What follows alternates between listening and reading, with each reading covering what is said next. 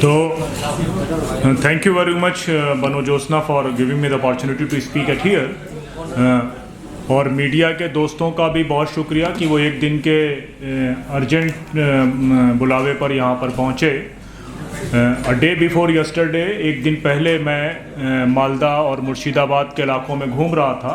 तो जब SIR शुरू हुई थी तब हमने यहाँ पे कई सारे प्रोग्राम और कॉन्फ्रेंसेस करी थी, और जब ये कॉन्फ्रेंसेस और प्रोग्राम कर रहे थे तो पत्रकारों का सवाल ये होता था कि जिन लोगों के नाम चले गए हैं वो लोग सामने क्यों नहीं आते। और जब वो लोग सामने आए और अपनी बात रख रहे हैं, अपनी बात कह रहे हैं, तो उनकी बात सुनने वाला और उनके सवालों का जवाब देने वाला कोई मौजूद नहीं है। एक बड़ी तादाद में, खासकर मुर्शिदाबाद और मालदा के इलाकों में, और जहाँ जहाँ पर भाजपा को जिताने की, मैं साफ बात ये कह रहा हूँ, भाजपा को जिताने की कोशिश करी जा रही है, वहाँ पर मुस्लिम समुदाय के नामों को बड़ी संख्या में निशाना बनाया गया है। मालदा में, मुर्शिदाबाद में, नंदीग्राम में, 24 परगना में। और ये सिर्फ एक इत्तेफाक नहीं है, हमने सैकड़ों लोगों से बातें करी हैं, और जिनमें से उनके माता पिता जिनके नाम आ गए हैं, जिनके नाम पासपोर्ट में हैं, जिनके पास पासपोर्ट है, जो पेंशन ले रहे हैं, जो रिटायर्ड जजेस हैं। यहाँ तक कि मैंने 2 दिन पहले मुर्शिदाबाद और मालदा में 2 BLO से मुलाकात करी, जो BLO इस पूरे प्रोसेस को अंजाम दे रहे हैं, जिसमें से एक का वीडियो भी शायद आपने देखा होगा। उन दोनों BLO के नाम गायब हो गए। तो ये सिर्फ इत्तेफाक नहीं हो सकता।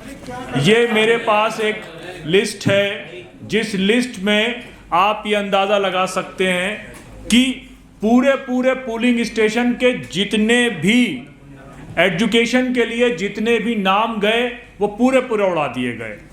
शमशेरगंज 56 असेंबली पार्लियामेंट्री कॉन्स्टिट्यूएंसी है, उस पार्लियामेंट्री कॉन्स्टिट्यूएंसी में कृष्णा सबाना स्मृति स्कूल जो है, वहाँ का जो पोलिंग स्टेशन है, उसमें 534 लोगों के नाम जो है वो दोबारा अप्लाई किए गए एजुकेशन के लिए, और अप्रूव कितने हुए? 0, यानी कि पूरा पोलिंग स्टेशन उड़ा दिया गया। या विद्यासागर स्मृति स्कूल एक पोलिंग स्टेशन का नाम है, कोई हवाई बातें इसमें नहीं है, डेटा के साथ बात है। विद्यासागर स्मृति स्कूल में 51 नाम गए, सारे के सारे उड़ा दिए गए। 536 नाम गए, 6 नाम बचाए गए, बाकी सारे उड़ा दिए गए। तो ये पूरा डिटेल। या दिघारी हाई स्कूल है, वहाँ पर 104 नाम एजुकेशन के लिए गए और सारे के सारे नाम उड़ा दिए गए, 100% डिलीशन।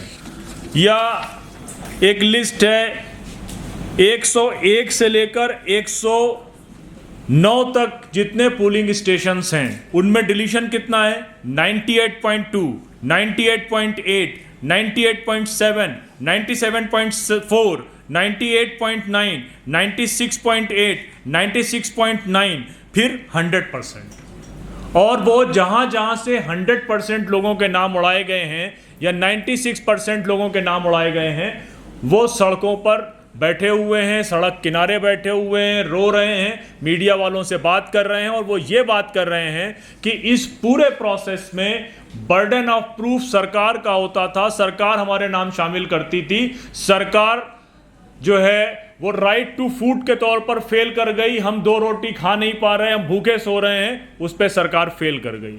सरकार राइट टू एजुकेशन के तौर पर फेल कर गई, हमको एजुकेशन नहीं दे सकी। अब सरकार ने जो बेसिक हमारी एक सिटीजनशिप की आइडेंटिटी थी कि हमें राइट टू वोट था, वो भी सरकार हमारा ख़त्म करना चाहती है, और टैक्टफुली उन इलाकों से ख़त्म करना चाहती है जहां पर एक पर्टिकुलर कम्युनिटी के वोट, माइनॉरिटी कम्युनिटी के वोट ज़्यादा हैं। अब जाहिर सी बात है कि जब ये सारे मामले एक बनाए हुए ट्रिब्यूनल के जरिए रिजेक्ट कर दिए गए, तो अब इनकी सुनवाइयाँ हाईकोर्ट करेगा। तो जिन महिलाओं के आपने वीडियो देखे, जिन लोगों से आपने बातें सुनी, जो 2 वक्त की रोटी नहीं खा पा रहे हैं, जिनकी महाना इनकम 5,000 से 6,000 रुपए के बीच में है, वो बीड़ी बनाने का काम करते हैं, तो आप ये अंदाज़ा लगाएं कि उनमें से कितने लोग ऐसे होंगे कि जो हाई कोर्ट जाकर अपने वोटिंग के राइट को दोबारा लेकर आएंगे। और इसमें कोई जो है वो ऐसा नहीं है कि सिर्फ हवाबाजी हुई हो। जिस इलाके से भाजपा के सबसे बड़े नेता चुनाव लड़ेंगे, वहाँ पर डेटा कहता है कि 87.9% जो है वहाँ पर से मुसलमानों को रिमूव किया गया है। 87.9% जो लिस्ट आई है उसमें मुसलमान हैं। पूरे जो बंगाल की लिस्ट है उसको अगर कंप्रेस किया जाए तो जो दो सबसे बड़े इलाके मालदा और मुर्शिदाबाद हैं वहाँ से नाम उड़ाए गए हैं। एक विधानसभा से 90,000। मौसम नूर अभी बोलेंगी, वो अपने नॉमिनेशन के लिए गई हुई हैं। मौसम नूर ने बताया कि मेरी पुरानी जो पार्लियामेंट्री कॉन्स्टिट्यूएंसी थी उसमें 4 लाख लोगों के नाम गायब हैं। मैं जिस असेंबली से इलेक्शन लड़ रही हूं उससे 90,000 लोगों के नाम गायब हैं। और अफसोस की बात है, इस लोकतंत्र में इस बात का अफसोस है कि पहले ये हमसे ये पूछा जाता है कि वो लोग प्रदर्शन क्यों नहीं कर रहे जिनके नाम काटे गए हैं, वो लोग प्रोटेस्ट क्यों नहीं कर रहे हैं जिनके नाम काटे गए हैं। और जब वो लोग प्रोटेस्ट करते हैं तो प्रोटेस्ट कहीं और चल रहा होता है, ट्रिब्यूनल के लोग कहीं और बैठे होते हैं, FIR तीसरी जगह से होती है, और सिर्फ नाम सिटीजनशिप से या वोटर राइट से काटने के बाद अगर आप प्रोटेस्ट करते हैं तो आपके ऊपर NIA छोड़ दी जाती है। 35 लोगों की गिरफ्तारियां NIA से हुई हैं। जिस इलाके में प्रोटेस्ट चल रहे थे, जहां से अरेस्ट हुई हैं, वो बिल्कुल डिफरेंट लोकेशन है जहां पर ट्रिब्यूनल के लोग बैठे थे। तो पहली बार आप ये सवाल बार बार कर रहे थे कि लोग प्रोटेस्ट क्यों नहीं करते। जब बड़ी तादाद में आपने नाम काटे और लोग प्रोटेस्ट के लिए सामने आए, बार बार खुद कोर्ट भी अपनी, प्रशांत जी बताएंगे ज्यादा बेहतर, कि कोर्ट ये कहता था कि लोग सामने क्यों नहीं आ रहे। फिर तीसरा और सबसे बड़ा इंपॉर्टेंट ये सवाल है कि जिस तरीके से इलेक्शन कमीशन अपनी मनमर्जी कर रहा है और पूरी पॉलिटिकल डेमोग्राफी को चेंज करके ये चुनाव करा रहा है, तो उस चुनाव में, जिस चुनाव के बारे में ये कहा जाता था कि लोकतंत्र की खूबसूरती ये है, डेमोक्रेसी की ये खूबसूरती है कि इसमें आखिरी दर्जे तक, आखिरी इलाके तक जो भी आदमी होता है वो इस डेमोक्रेसी का हिस्सा होता है। अब अगर किसी एक इलाके से 80,000 वोट गायब हुए हैं और जिसमें से 60,000, 40,000 या 20,000 लोग ये चीख रहे हैं और चिल्ला रहे हैं कि हमारे नाम जेनविन गायब कर दिए गए हैं, कल को जब आप वहाँ पर चुनावों के बाद रिजल्ट लेकर आएंगे और हार जीत अगर 5, 7, 10,000 से होगी, तो जिन लोगों को आपने ज़बरदस्ती इस चुनावी प्रक्रिया में भाग नहीं लेने दिया, क्या इस चुनाव को पारदर्शी कहा जा सकता है? क्या जब कोर्ट में वो लोग गए और उन्होंने कहा कि आप तो एक बड़ी तादाद को चुनाव की प्रक्रिया से बाहर कर दे रहे हैं और चुनाव कराने की ऐसी क्या जल्दबाजी है, इस प्रक्रिया को आप पूरी कराइए। और पुरानी लिस्ट जिसमें आपने जो है वो 2024 के चुनाव कराए थे, जो सरकार ये काम करवा रही है चुनाव आयोग से, उससे कराते हैं। तब जो है वो खुद जो जज साहब इसकी सुनवाई कर रहे हैं, जो बंगाल से ही आते हैं, उन्होंने कहा कि अगर आप इस एक चुनाव में वोट नहीं देंगे तो अगले चुनाव में वोट दे देंगे। यानी कि एक बार हटाए हुए वोटों से सरकार बन जाए और फिर उसके बाद अगली बार देखा जाएगा। तो इससे तो यही समझ में आता है कि जो कुछ लोग अपने आर्टिकल्स में लिख रहे हैं कि SIR स्पेशल इंटेंसिव रिवीजन नहीं है, बल्कि ये एक स्पेशल इंटेंसिव डिलीशन है। और वो डिलीशन सेलेक्टेड पोलिंग स्टेशंस में है, सेलेक्टेड कॉन्स्टिट्यूएंसीज में है और सेलेक्टेड एरिया में है, जहां पर लोग मौजूद हैं, अपने पासपोर्ट्स दिखा रहे हैं, अपनी गवर्नमेंट जॉब के बारे में बात बता रहे हैं, अपने जज होने का बता रहे हैं, अपने BLO होने का बता रहे हैं, अपने परिवार के सारे लोगों के होने का नाम बता रहे हैं, लेकिन उसके बावजूद भी उनके नाम हटा दिए जा रहे हैं।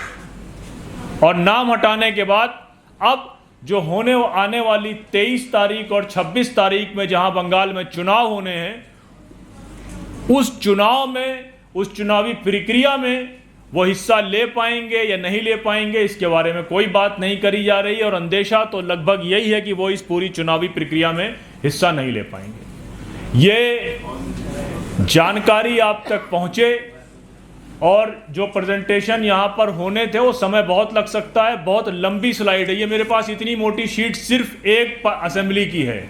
हमारे पास में 20 असेंबली की डिटेल्स हैं जहाँ पर बहुत सारे पूलिंग स्टेशन हैं जहाँ पर 100%, 98%, 99% नाम गायब हुए हैं। अब आप ये बताएं कि अगर पूरा गांव का गांव खाली कर दिया जाए, यानी कि डिलीट कर दिया जाए, तो क्या ये चुनाव सही चुनाव होंगे?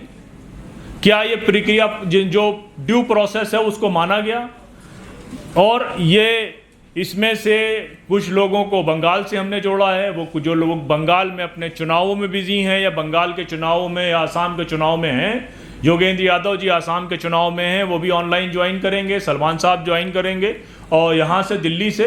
तो कोशिश ये थी कि जो बातचीत SIR में अचानक से बंद हो गई है और बिहार और बाकी जगह के SIR के बाद बंगाल के SIR में सिर्फ ये बात कही जा रही है कि हाँ बहुत जगह नाम गए हैं, वहाँ भी चले गए हैं, लेकिन बंगाल में लोग खड़े होकर चीख रहे हैं, चिल्ला रहे हैं और ये बात कह रहे हैं कि हमारे पास सारे पेपर होने के बावजूद भी हमारा SIR में नाम क्यों शामिल नहीं किया गया। हम अपने सारे पेपर लेकर ट्रिब्यूनल के पास गए थे, ट्रिब्यूनल ने हमारा नाम क्यों नहीं शामिल किया। तो हम ये बात इसलिए डाउटफुल भी हैं क्योंकि आसाम में इसी तरह के ट्रिब्यूनल को हम देख चुके हैं। आसाम में जो फॉरेन ट्रिब्यूनल बनाया गया था, जब फॉरेन ट्रिब्यूनल के मेंबर्स को रिन्यू करना हुआ उनके कॉन्ट्रैक्ट को 2 साल के बाद, तो कई सारे फॉरेन ट्रिब्यूनल के मेंबर को जब कंटिन्यू नहीं किया तो वो उसके खिलाफ हाई कोर्ट गए और आसाम सरकार ने हाई कोर्ट में ये कहा कि इन ट्रिब्यूनल के मेंबर्स को हम कंटिन्यू इसलिए नहीं कर रहे कि ये बहुत कम लोगों को बांग्लादेशी बना रहे थे। तो हम सबको ये भी लग रहा है कि कहीं ये ट्रिब्यूनल के लोग उसी एजेंडे के तहत जो आसाम में हुआ कि ज़्यादा से ज़्यादा लोगों के वोटिंग राइट को लिया जाए, उस एजेंडे के तहत तो काम नहीं कर रहे हैं। तो ये प्रेस कॉन्फ्रेंस आपके इंफॉर्मेशन के लिए हम लोगों ने अर्जेंट बेसिस पे करी है कि आपको मालूम चले कि पूरे बंगाल में जो चुनाव हो रहा है उसमें एक बड़ी तादाद चुनावी प्रक्रिया से हटा दी गई है, जोर जबरदस्ती के तहत हटाई गई है और जो लोग वहाँ पर प्रोटेस्ट कर रहे थे उन प्रोटेस्टर्स के खिलाफ NIA जो नेशनल इन्वेस्टिगेशन एजेंसी है उसके ज़रिए तकरीबन 38 लोगों के आसपास अभी तक गिरफ्तारी हुई है और वो मैसेज क्लियर है कि अगर आपका राइट टू वोट का राइट जाता है तो अगर आप प्रोटेस्ट करेंगे तो आपके खिलाफ केसेस बुक कर दिए जाएंगे। अब आपकी जिम्मेदारी है कि आप आगे की पड़ताल करें और उस पे लोगों के बारे में बताएं कि जो सरकारें चुनने की प्रक्रिया हैं उसमें से एक बड़ी तादाद से लोगों को हटाकर सरकारें चुना जाना क्या एक लोकतांत्रिक प्रक्रिया को सही दिखाती है या सही लोकतांत्रिक प्रक्रिया को दिखाती है जिसमें एक बड़ी तादाद को चुनाव से हटा दिया जाए। और इस बात का भी डर है कि आगे इन लोगों के नाम कभी आ पाएंगे या 2 साल 3 साल बाद आ पाएंगे, या आने के लिए वो किस कोर्ट में जाएंगे और उसका पैसा कौन देगा। जब वो भूखे मर रहे हैं तो उनको कौन पैसा दे पाएगा या कैसे वो पैसा इकट्ठा करेंगे जहां पर वो हाई कोर्ट में जाकर चुनाव लड़ें। जिस इलाके में ये ज़्यादा नाम काटे गए हैं वो देश के सबसे पिछड़े इलाकों में है, नीति आयोग की खुद की ये रिपोर्ट कहती है। तो अब दिल्ली में बैठे हुए जो लोग ये तय कर रहे हैं कि कौन चुनाव में रहेगा कौन नहीं रहेगा, शायद इस बात से वो अनजान है। बहुत शुक्रिया।